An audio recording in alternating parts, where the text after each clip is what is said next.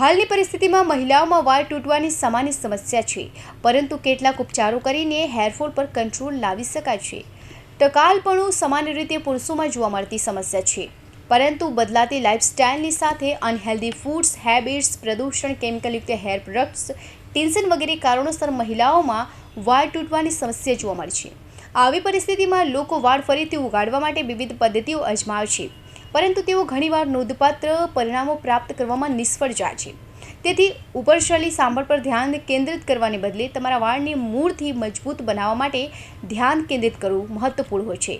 તમારા વાળને મૂળમાંથી મજબૂત બનાવવા માટે તમારા આહારમાં સુધારો કરો અને સુપરફૂડનું સેવન કરો. ગાજરનો રસ. ગાજરમાં ભરપૂર માત્રામાં વિટામિન એ, ઈ જોવા મળે છે, જે વાળ માટે સૌથી સારું પોષક તત્વ છે. આ વિટામિન અને પ્રોટીનનું કારણ છે શરીરમાં લોહીની માત્રા વધે છે, જેનાથી બ્લડ સર્ક્યુલેશન વધુ ઝડપથી બને છે. આ પોષક તત્વો આપણા વાળને મૂળથી મજબૂત બનાવે છે. ફ્લેક્સસીડ.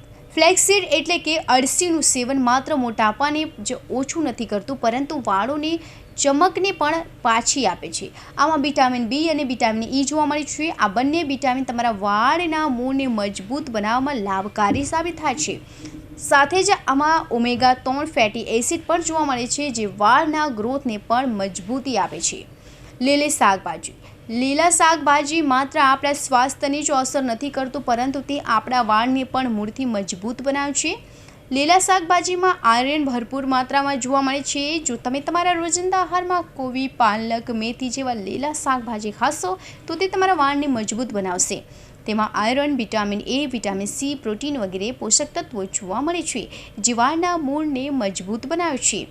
ખાટા ફળોનું સેવન. ખાટા ફળ જેવા કે કીવી, આમળા, સંતરા, લીંબુ આપણા વાળના ગ્રોથ માટે ખૂબ જ ફાયદાકારક માનવામાં આવે છે. ખાટા ફળોમાં વિટામિન સી ભરપૂર માત્રામાં જોવા મળે છે. વાળોને મજબૂત બનાવવા માટે વિટામિન સી મહત્વપૂર્ણ ભૂમિકા ભજવે છે. Bureau report, Hind TV news, Surat.